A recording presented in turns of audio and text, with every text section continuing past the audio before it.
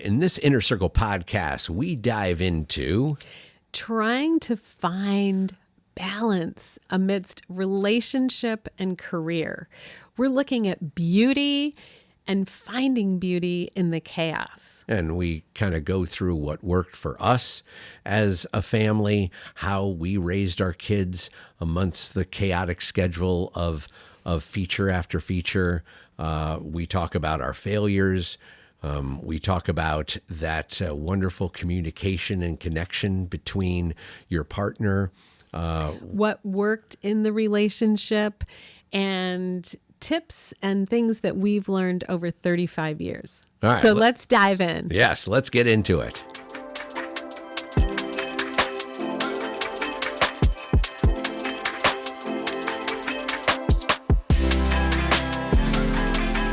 Welcome to a new season of the Inner Circle podcast. I'm Shane Hurlbut. And I'm Lydia Hurlbut, and we are happy to be back again. It's been a while. It has. It's been a minute for sure. But today we are going to dive into a question that we get asked an absolute ton. And that's, how do you balance your career with your family? That work-life balance. And if I was to describe our family work-life balance, it would be beauty amid the chaos. Yes. For sure. And I think it is finding your own serenity and Zen zone when so much comes at you. And it doesn't matter if you're just starting out and you're making your way and you're building, or you've been doing it for a while and you're leveling up. And I think it really is so different for every family and for every individual and for every relationship. Yeah, but absolutely.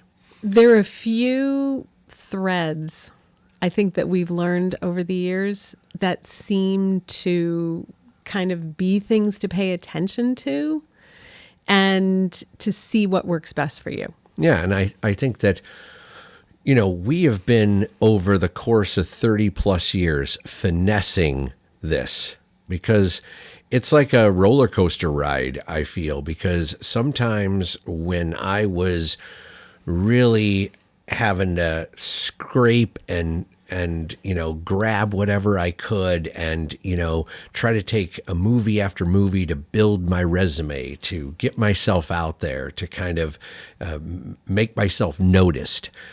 This is the time when, it's really hard to balance that family and continue to connect. Terminator Salvation was a perfect example. We didn't really see each other for over 11 months. And that was very tough because I'm a warrior, but that's a long time to be parenting by yourself and to really have you so unavailable. And I think the biggest landmark thing that I could say, if there's one thing we do consistently, is communication, right? Because you're my person. Yeah. You're the number one person in my life. Our relationship is foundational to everything else, right? Because if your relationship is off or disconnected, then your parenting is off. If you have kids, or you're off. Yes, and that's the thing where everyone's like, when you're at work, you got to be at work. But it's very hard to do. If you have a chaotic family life and things are going wrong, it's very hard to focus on set because, you miss them, you love them, you want to. And we've had many of those situations in our lives where those moments happen and you just feel kind of powerless sometimes, where everyone could say, okay, Terminator Salvation was shot in Albuquerque, New Mexico. Well, that's only a 2.5 hour flight from Albuquerque to Los Angeles. But when you are also prepping weekends, shooting the weekends for second unit, it's not so easy to just get on a plane and go. The hardest choice for families, and especially as the kids get older, is, do you want to go on the road with the person, and do you want to kind of have a more home base. Well, I was going to say homeschooling on the road, Right. and take that on and be flexible and fluid? Or is it something where you have the support system in whatever city you're living and your friends are there and your kids are in school there and they want to be there and play sports? And for us, that was the scenario because it was also how we grew up. And the times that I went to set, it was spoiled and surreal, and I had to unwind behavior in our kids. Yeah, I mean, think about how we grew up, right? It's like you were in drama, you were in chorus, you were in band. I was, played 4 sports a season, a year. I was also in chorus. These are the kind of things that really shape you as an individual growing up. And to not have that base, we felt as husband and wife and as parents that we wanted to give that opportunity to our children, to have the home base, to not be ripping them from Prague to Nice to Budapest to Albuquerque to Boston to Atlanta, and try to school them, try to, it's like I'm on a movie for 4 months. Yes, we could put them into a local school or whatever, but think about the new kid on the block every time, going in, introducing, bullying, all those kind of things that end up happening with that scenario. And I think the community piece, and it's such a personal decision because some people it works great for. I just think for us, we were raised in such a small community with so much support, and we chose to raise our kids in a really kind of rural, small community with a similar level of support. Now, there were times when I thought, I don't know if I made the right choice. Right. A lot. Because as much that fell on you, fell on me in terms of decision making and handling whatever happened in terms of illness or school project. The day-to-day grind. The day-to-day without the support of having you there. And I think the other thing is that no matter how emotionally supportive you are, and we visited all the time, it's not as though we just stayed home. We would visit on vacations and in the summers for as much as we could. And the beauty in all of that is that our kids got to see different areas of the world and they got to meet different people. But I think that there's an inherent flexibility necessary, and you have to be okay by yourself, and you have to be okay handling all of the needs of the house and anything that happens and breaks down. And we didn't have family support. My dad was living in Thailand. Your parents were in upstate New York, and we have no siblings. So our best friends really became our family and were incredible at helping me and being there and cooking dinner together and these kinds of things that you would normally rely on family for. And so our friends became our family, and that's really the way we made it work. Yeah, and I think an interesting thing to know about both Lydia and I is we are both only children. We had to play by ourselves. We had to entertain ourselves. We didn't have a whole collection of brothers and sisters to kind of beat us up and take us to the carnival and, do all those kind of things. It was just us. I mean, I remember coming home from school and I would play this game by myself where I literally would play a 9-inning baseball game by just throwing a super pinky, this pink ball off of a barn, off the side of the barn, and then I'd field it, and then I'd throw it again, and that was me getting the person out at first. And if I throw a really hard one and I missed it, I'd have to run into the outfield, and all these kind of things that you kind of build this creativity in your mind. It's the imagination, and I think that the other thing is being an only child, and I was raised mainly by my dad. And my mom was more out of the picture, though she was there in certain times. But I think that I grew up with all adults other than my friends. And so I was very used to entertaining myself and going into my imagination and making fun things up to keep myself entertained. And I think that that's a lot of the curiosity skill when you're in chaos is something that I have really honed well. So instead of getting frustrated or instead of seeing something as problematic or, oh my gosh, I can't believe, Shane's gone again, which of course you think. You're grateful for the work, but the reality of what that means is totally different at every phase of raising kids. And I think if you could just get curious about it all, like, wow, I wonder what this is going to be like, and be open and flexible to whatever comes in, stops resentment from building, because residue and resentment are the two things that crush a relationship. Yeah, I mean, your partner has to be all in for this to work. Yes. I mean, it's like I remember, Lydia and I, we've been together since we were in 10th and 11th grade. So she saw the movie industry kind of grow into our relationship.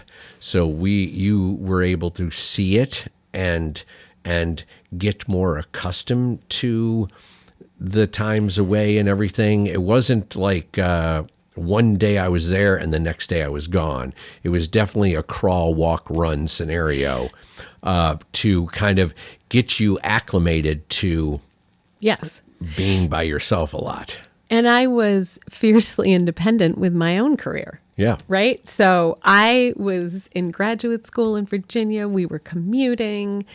I very much did my own thing in nursing and forensics and everything apart from the film industry.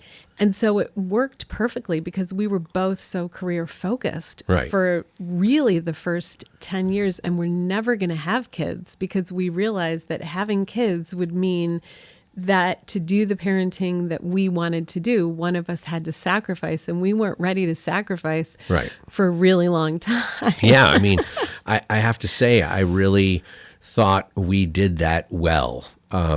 Taking the 10 years before we decided to have kids, after we got married, to really, travel the world, and have the flexibility. Like I could just hop a plane when I wasn't nursing to go and be wherever you were in the world and take chunks of time off.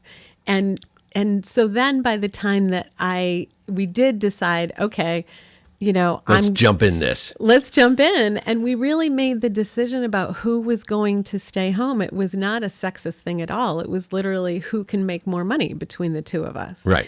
So, and then it's having the support for the person at home, because I'll tell you, it is so much to raise kids with a partner or a husband or your person that you're in a relationship with that is really unavailable in a unique way to any other job. And I think it's because of the money on set, because of the demands that are asked of you. The time pressure, the constantly being asked to do more with less. And you cannot possibly sit there on the phone, and if somebody's having a crisis, it has to be put out. The fire or whatever's happening has to be put out by the person at home. No, I know. And it's like we tried it a lot, Miles or Kira would have a meltdown on something and you would call and they would be on the phone and we tried it. And you're like, hey, can you talk right now? Miles really needs you. And I'm like, Lydia, the sun is crashing. I got the techno crane 50 feet in the air. We're about ready to blow up the 7-Eleven. I'm sorry, love, I cannot talk right now. And these are the things that happen on a hourly basis on a movie set. And it doesn't matter whether you're shooting a music video, commercial, narrative, documentary. I mean, these are just the demands of the job and what you're asked. How do you put a bow on this? What's our secret sauce? How have we tried to create this amazing balance? I think the biggest thing for me, being more in the at-home role with support, is to know that even, and I would say this to the kids a lot, and it really made sense with that to them, Dad can't talk right now, but it's really important that we talk this through with him. So we're going to wait to make a decision on this. And I remember Miles gave me the hardest time. He's like, can't you just make a decision? And I would never do it without you because it would always burn me every single time. Oh, absolutely. Because he'd split us apart like, ramming a damn wedge in between us. And it's like we had to be united with that child. A united front. And with every kid, because kids are really good. And they're good at manipulating. Manipulative, right? Yeah. So I think it's finding a time when it does work for you to be together and to let them know how important they are and that you're there to do the best you can in that very moment. But it's also things can wait to be solved. And I think that everything feels like an emergency to kids. And then once we talked it all through, when emotions were calmer a little bit later, it was a better decision anyway. And I felt supported.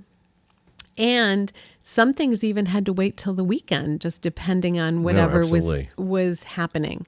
So I think communication and understanding how to best work within your unit, whether it's just the two of you, to understand the ebb and flow on set and to make it work within your relationship. I think the other thing is we over communicate with each other, because that's what makes a great relationship for us. Otherwise, I feel like you're hanging out with this movie family all the time and so close with them, and we're left out. Right. And that's a very real thing. No, absolutely. And I think that your partner has to understand that, say you are breaking into, you were shooting commercials and music videos and you get your first big break to, shoot a movie or a TV series or something. This is where your partner really needs to understand that this is the time that they have to sacrifice. They have to, understand that the family is going to, it's not that the family is now not number one, but it's just where the priority shifts within the number one scenario. So maybe it's number one runner up, kind of scenario. Or another way to look at it is sometimes family is going to be where all of your focus is, and other times set is going to need to be where all of your focus is. And the great thing about features is that you theoretically, unless you're doing back to back to back to back to back, you should have a few months off. Right. In between the two. And that was the wonderful thing where we really balanced that nicely. Yes. We tried to not just roll right into another feature. There was always 2 to 3 months. So for everyone working out there, the biggest piece of advice that I can give you is when you come home off of that job, you are home. You are invested with your kids. You are not distracted. You're not trying to get the next gig. It's like you got to be home and really show that you want to be there and that they are the most important thing in your life. And I gave no mercy. No shit. So Shane would come home off a project and I would say, okay, great. I now need a break because I've been doing this nonstop. And I know that you're tired, but so am I. Yeah. And I think that it's you can be too understanding as the partner and you can be too rigid as the partner. And I think it's finding that lovely fluidity where you're really connecting with the person and saying, what is it that I can do for you right now? What do you need? After being the warrior for 4 months at home, what can I, as your partner, your person, do to help you feel great? And vice versa, both ways. I mean, if you were to be a fly on our wall in our home, we're very non-traditional. And we have 3 generations. Shane's mom has been living with us now for 6 years. And Your dad lived with us for almost 3. and my dad for almost 3. Shane loves cooking, so he does the majority of the cooking, though I can cook. Yes, but, you can. But I do not like your chicken teriyaki, though. I'm just going to put that down right now. And every time you still try to feed me that thing. I still try to make it. It's really good. Shane just doesn't like teriyaki. So, but I very much let Shane do the quote unquote domestic kitchen thing with cooking, and he's very good at it. And so it's interesting, right? Because I've always done the finances. I do all the numbers. I run the business. You do the cooking. You are the artist shooting movies. We both parent. So what I love about it is that our kids have seen really non-traditional roles in so many ways. Yeah. And I think having 3 generations under a roof is inherent chaos. Yes. It's inherent chaos because everybody needs something and everybody's going into a different phase.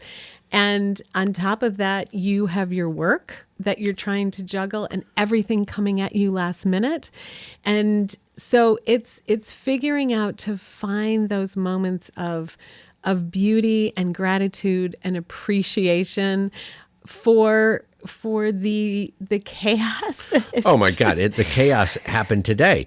I got out, I was running down here for us to be able to do this podcast, and I hop in the car and I get on the phone with Kurt, and I'm like, Kurt, I'm going to be there at 10:48. And I'm like, oh no, I forgot the flowers. So I hook a U-turn and I come back, right? So I'm, pull up to the house and I'm trying to get in the door. And for some reason, I don't know how it happened, but the door was locked in a way that I could not get in it. And I'm turning the thing and everything. And of course, I finally burst in the door and I go, Jesus effing Christ, right? And there is the PT person standing right in front of me, and my mom's mouth drops. And I'm like, this is the chaos of our home right then and there. And then Marie, the other caregiver, pokes her head out around the corner. And I'm like, sorry, guys, I always make a very, very dramatic entrance. And I apologize for the language. And the PT lady was shocked, but then kind of laughed. And then I grabbed the flowers and left. It's like, come on. What are the odds? I think that's the main takeaway. The beauty amid chaos is, what are the odds? What are the odds? Exactly. So I think balance doesn't exist. There is no perfect balance. And that's the biggest message, because it's a setup if you think, yes, okay, I'm going to do it this way and, have this perfect balance and have time to myself and have this wonderful schedule. Because every time I try to plan that, it blows apart. I try to schedule certain days for Reiki, and I finally gotten to the point where I literally take one day at a time, and I realize that, what? Sometimes I get to do a lot of Reiki. Other times I don't get to do any because of everything else demanded of me. And that's okay. Yeah. Think about how many family vacations we've canceled over the 30 years of me doing this. Yes. And we've gotten really smart about the way we do it, because it has to be last minute. Spur of the moment. Lightning in a bottle. In the moment, because every time we try to plan, every single time, it ends up getting canceled. And that upsets everybody horribly, because then you feel like your thing to look forward to was taken away. Right. So the best recipe for that is, unless you have a regular TV show and you know that you're going on hiatus. Exactly. If there's a schedule that but with being a freelancer, I was called 3 days ago to basically hop on a plane in 2 days to go somewhere. On a project. Yeah. That is reality. That's not just happening once. That's already happened 8 times in 30 years.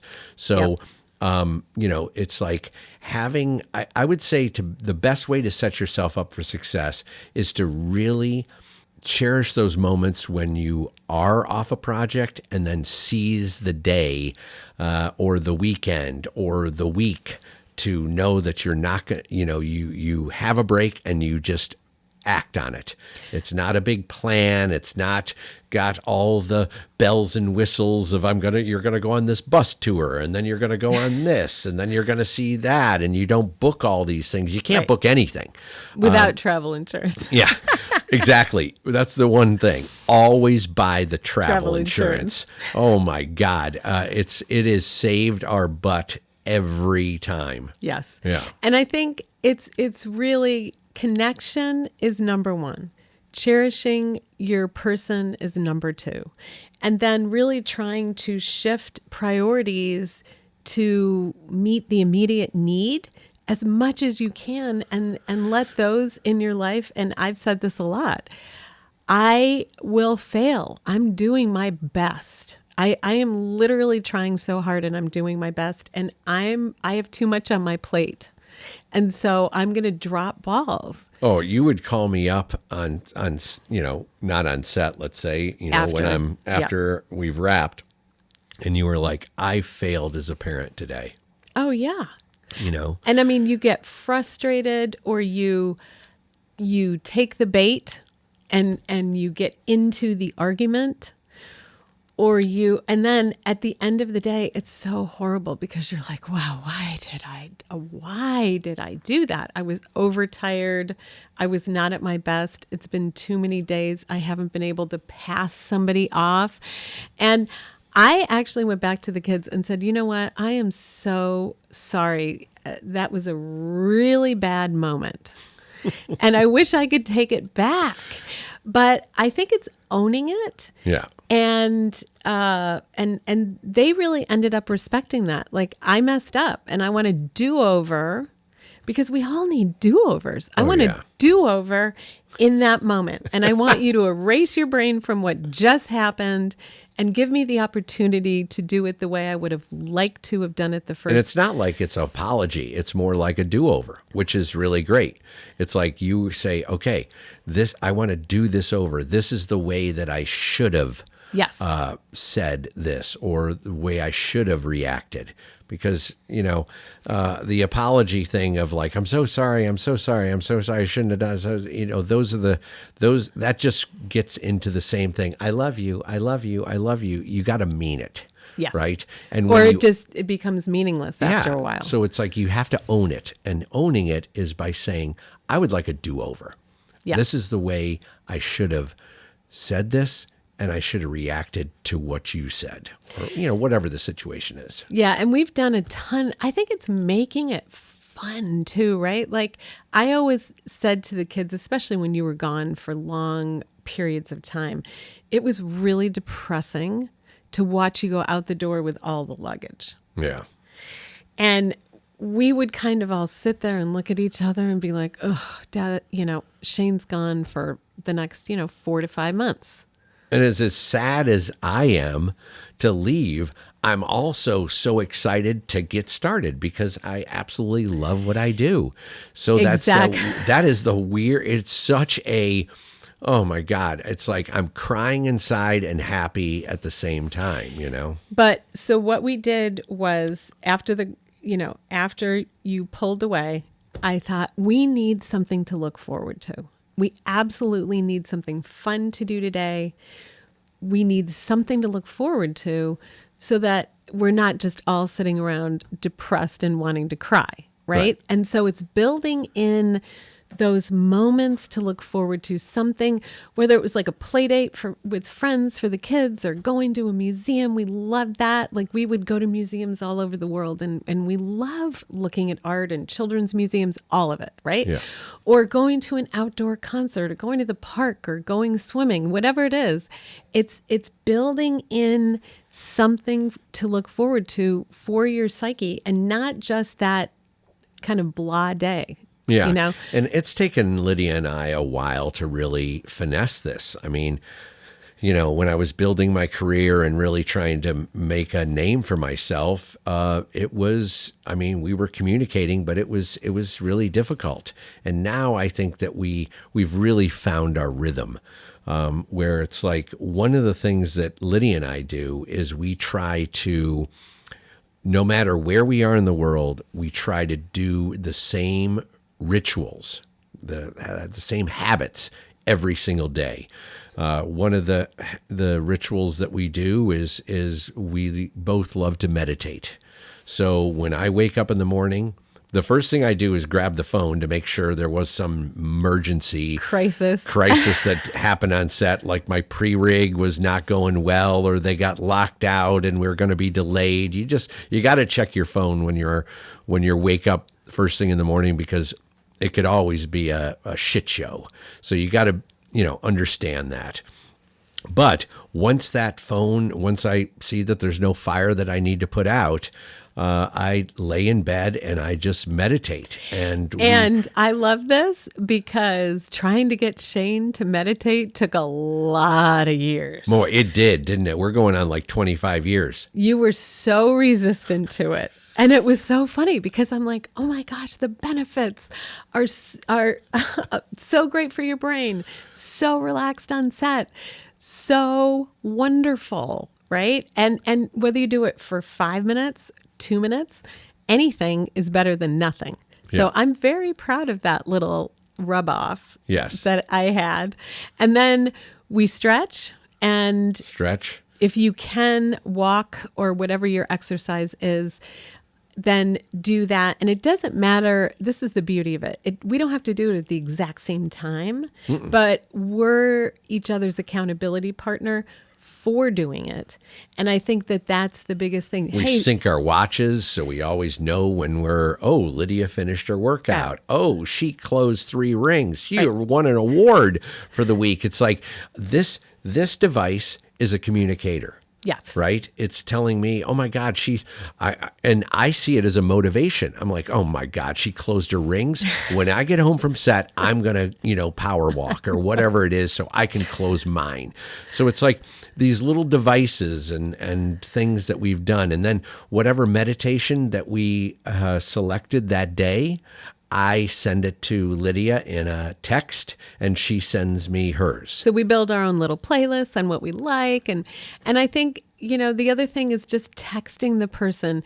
If you're on nights and I know that you're sleeping and I can't call you first thing in the morning, I send you a text or write you a letter even. And I think that these things really, like a really nice note to let you know. Love letters. I try to, every movie I try to do love letters to you where I just sit down and I compose it.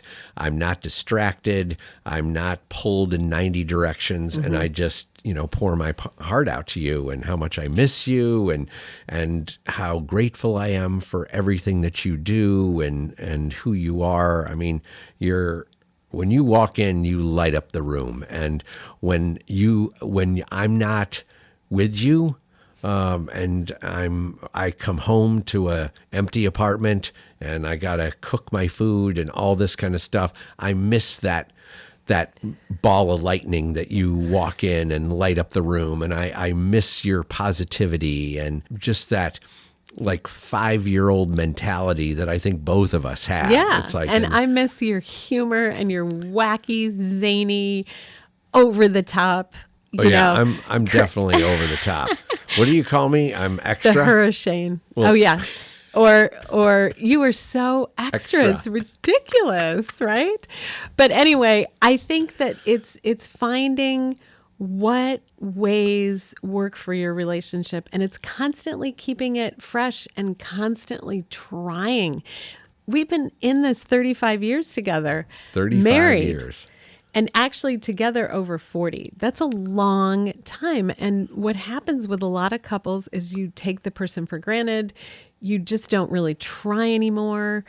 And I think it's really trying as though you're just starting out to cherish the person and to keep it fresh and fun, and so that you remain in love with the person and you don't wonder, who am I married to? Why did I marry this guy? Yeah, I always try to also go back to those puppy love moments when I first fell in love with you and everything that I did, the little special little things. And then I always try to do 1 or 2 of those during each, movie that I'm on, to just reconnect that puppy love scenario. If it's like I'll send you a playlist, share a playlist of music that I've put together, or, like a love letter that I Yes. send you, or, whether it's flowers, or I know you love your crystals, so I'll go online and I'll find crystals. We have many crystals here today, Yes, Lydia. I know. We're I'm very- surrounded by your crystals. But yeah, so, these are the kind of things I just try to think of and try to, and you also, as your kids get older, you also try to connect with them. Like, I'm out at a street fair and I look at something and I'm like, you know what? Kira's going to love that. And I'll grab it and then I'll just mail it to her. And out of the blue, she'll get a little gift. And it's like, Or Miles would really like whatever it is. And it's the same thing. I think it's the thoughtfulness that really goes a long way. And it doesn't have to be a gift. But I think the thing that I'm the most proud of as your wife and watching you be a parent is the way that you've connected with our kids, being distant hundreds of thousands of miles from them, but they don't feel that distance because you found a way to emotionally connect at whatever age they were. right. And it really, it's harder when they're little because they don't understand distance so much. And we tried all sorts of crazy things. Oh my God, we tried FaceTime. When FaceTime first Started. came out. Yes, for all of you listeners, yes, we were there before FaceTime. But yeah, the FaceTime app, and before that was Skype. So we started Skyping, right? We've done everything from being on speakerphone at the dinner table to trying to leverage technology in every way possible. And sometimes it worked great, and other times it made the kids more upset. Yes. Because they could hear you, but they couldn't be with you, or they could see you, but they couldn't touch you, depending on their age. And it was actually more traumatic to them. So I think it's really just kind of... Yeah, there was like a whole time where we just stopped the Skype and FaceTiming with Miles. Yeah, for because sure. he was so upset about it. And so I think the biggest thing is see what works, try a lot of different things, get so creative with it, and remember to have fun. Yeah. Because even though you're physically apart for periods of time, you're going to go for vacations. You can have the kids research stuff that they want to do in the city if they're old enough, and make it really so that we as a family are going here. And I think that is the other thing, having family vacations, even if it's just a long weekend, whatever it is, but something every single year and it doesn't need to be expensive. I mean, you can just drive a half of an hour away and get an Airbnb, whatever it is. But I think it's having something that everybody can look forward to and count on. And this is what we're doing as our family to create a tradition. And I think that it's those traditions that are so important and cementing. I mean, I think about the summer vacations where we actually, where it fell in sync. Yes. My shooting career, then the summer was down, and then I'd fire back up in the fall. Though that time was pretty special with our family. We went back east, and we wanted to show, the kids Washington, D.C. We wanted to take them to Boston. We wanted to show them Civil War battlefields, Revolutionary War. We wanted to, be able to go to the North Church and ring the bell and say, one if by land and two if by sea. It's and like, where we grew up on Cayuga Lake in upstate New York, we wanted them to understand how we grew up and to see our town and what the rural kind of vibe was. And they're Yes. like, my God, you guys lived in the middle of nowhere. Yeah. I know. I think that the epic fail that I could talk about, because I think it's so important to talk about failures in addition to success, because we made a lot of mistakes. Yes. I think the biggest mistake we made that the kids got the most upset about was the canceling vacations. I think that was something where we tried so hard to plan it because it's what we did as a family. And then we kind of learned after disappointment after disappointment. Well, we kind of got out of sync. There was like 3 or 4 years in a row where the family vacation was Worked. working very well. And then all of a sudden it didn't. Yeah. Yeah. So I think that was a big thing. I think the other thing is if you were gone particularly long, then I would just do something fun without them. And they did not like that you were not there. But at the same time, why should everybody have to sacrifice? Right. So we would go to see grandparents by ourselves. We would go and just do our thing.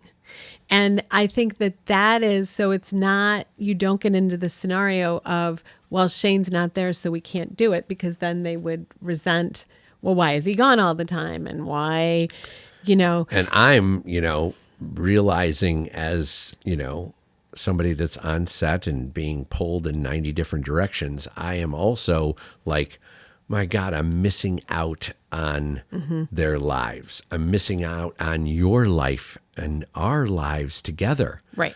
And, it's like, I think back and it's like, was it the right choice to do all these things that I did? And, hindsight being 2020, could we have balanced the time on Terminator better? Of course we could have.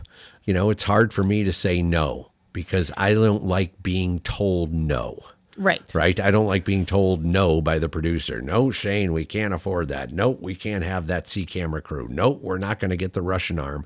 I don't like the no because it hampers my creativity. Right. So, it's like hearing the no with all of it is, really difficult. And I think the other thing is you have to be who you are as a human being.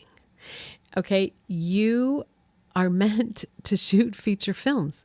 You're so incredibly talented. It's thank you. But it's who you are in your DNA. You can't force a person to be something that they're not. And or they're miserable. Right. They are miserable. And I think if anything that we have seen, and sure, would we make different choices, hindsight being 2020, on certain little tiny things? Yes. But you have to run your race, and running your race means shooting feature films. And with shooting feature films comes sacrifice.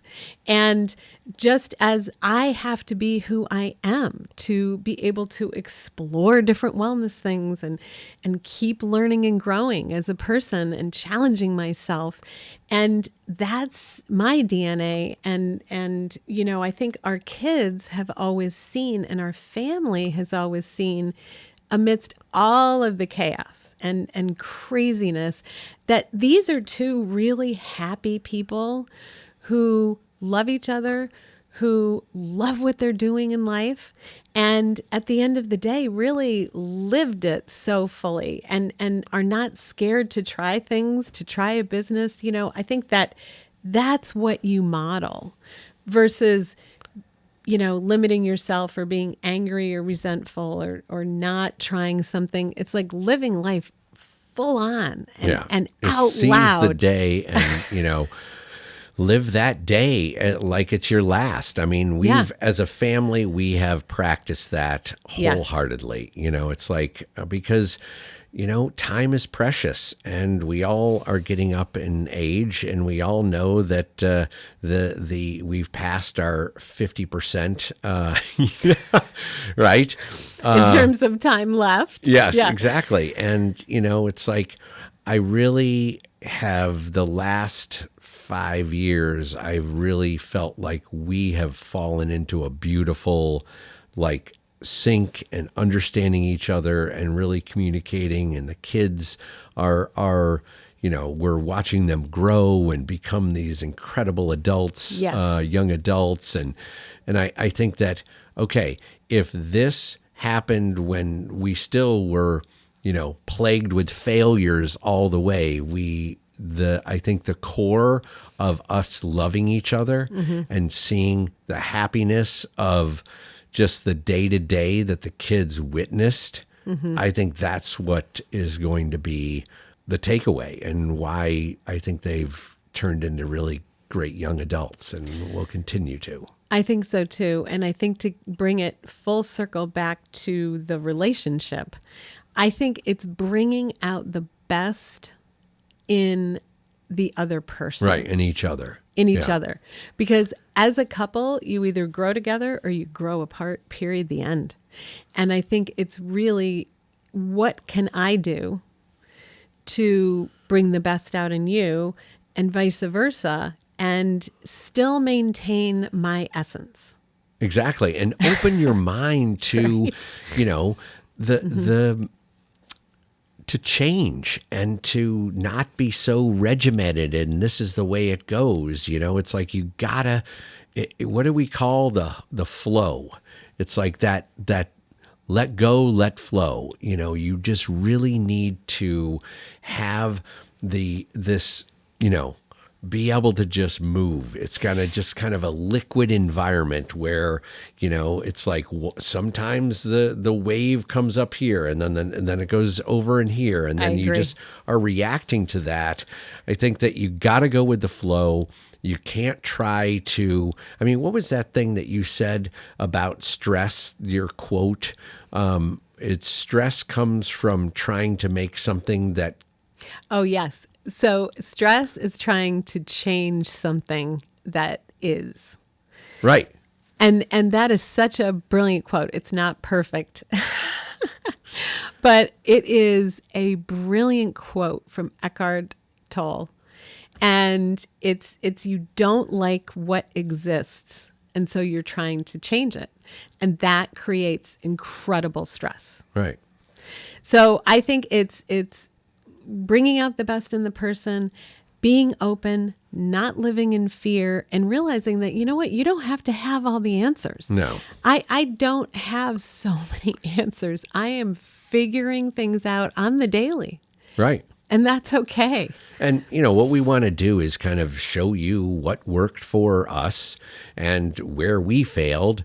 Maybe, you know, taking your kids on the road with you or your partner on the road with you is what's going to be successful.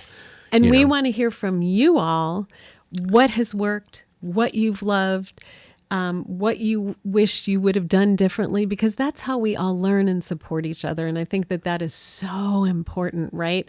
Nobody has the perfect path and all the answers. And if they do, they're not telling the truth. Exactly. So I think we want to take more questions from you coming up. We're really excited to get back to answering some of your questions. We just wanted to get vulnerable and share, because we get asked this one particular question so often, and we can't wait to hear more from you. So please get questions in that you would like us to answer, because Shane and I love that.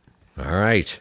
Well, that's this episode of Beauty Amid Chaos and the And- Inner Circle podcast. And finding your balance.